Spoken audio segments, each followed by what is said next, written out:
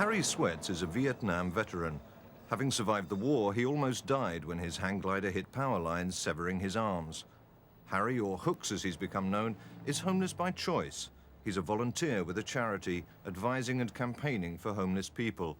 He believes he can only do so with integrity if he is one of them himself. San Francisco, one of the richest cities in the world, in the heart of it is one of the most destitute places in the world also. The Tenderloin is an old neighborhood of San Francisco. It is now the most poverty-stricken neighborhood in San Francisco.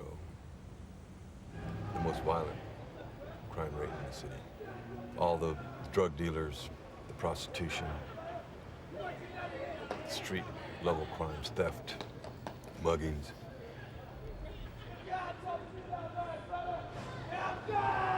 The sad part about it, for the homeless, the authorities have housed all the homeless in the Tenderloin. And I'm not sure to this day whether it was just something to do out of boredom, but I told my daughter, I said, I want to go down and spend a couple of weeks with the homeless to see what it's like. I began to wonder, why isn't there something happening to help these people?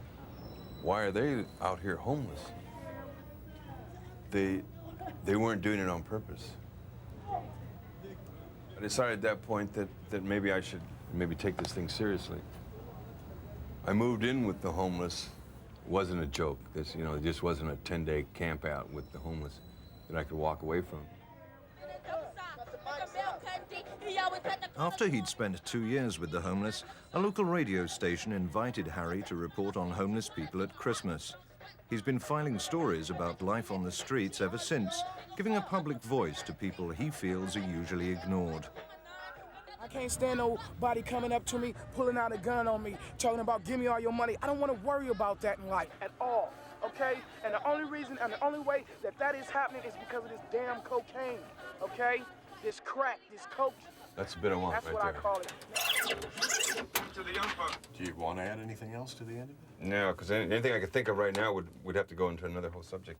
What I do for KGO is I do homeless issues, homeless youth, homeless veterans, the homeless elderly, the homeless mentally ill. This is Hooks reporting on the homeless. KGO Radio News.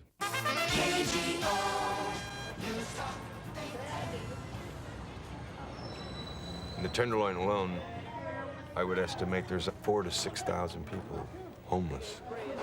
You're fortunate if you get one good meal a day. And it's hard to survive on one meal a day. We're talking week after week after week.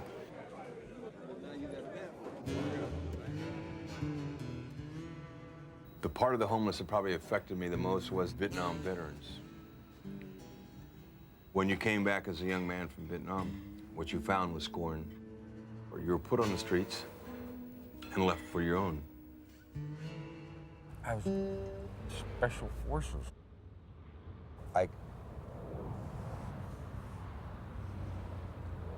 killed anything I could get my hands on, and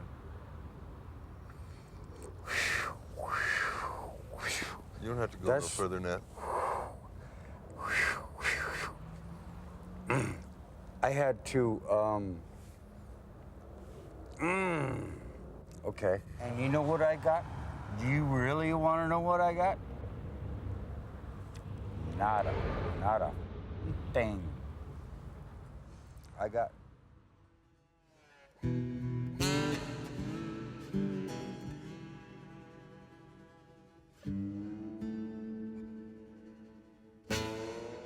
Hi, my name is Harry Swets. I'm from KGO Radio. How you doing?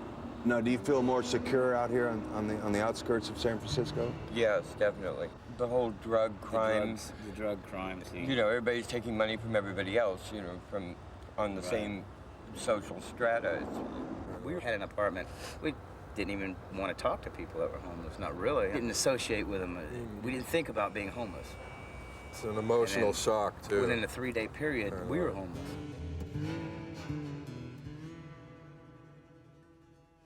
The tragic part is the homeless youth, the 11 to 17-year-old children that are running away from an abusive family. They probably make up the biggest population of the prostitutes. They're selling their bodies to make a living.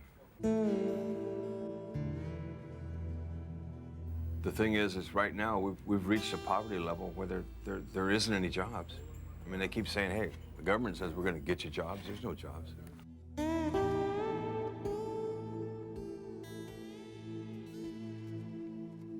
This is the last chance to get any food before tomorrow morning. Hi, I'm Harry Swets from KGO Radio. Do you think that, like, the California dream has gone sour? Definitely. In San Francisco. This is not what I dreamed California would be. Well, how long have you been out on the streets? Let me see, a month, really. Really a month. I'm experienced in all aspects of nursing, you know, and I have a hard time finding a job because I can't bring my appearance up to par. And if I can, it's only for what, 1, 2, 3, maybe 3 days. And you think to get a job, you've got to put in about 10 applications, you know. You know, by the time I get to the 10th one, I'm looking like a rat. Alleyways aren't really safe as far as sleeping. You don't want to get clustered in a back space somewhere that you could be robbed or beaten. People will beat you for your sleeping bag. People will beat you just to beat you. I sleep at a church in its front yard.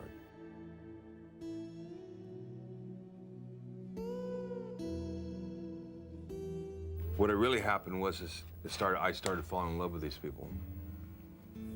I found brothers and sisters that had experienced the same thing I had. Only they didn't have the background of having a good family, of having good neighbors, of having role models that they looked up to. Being handicapped has given me an understanding, a deep understanding of what it's like to have to deal with this world without all the facilities that most normal people have. And it isn't easy. I'm sure that that's part of the reason that I'm so much out here trying to advocate for these people.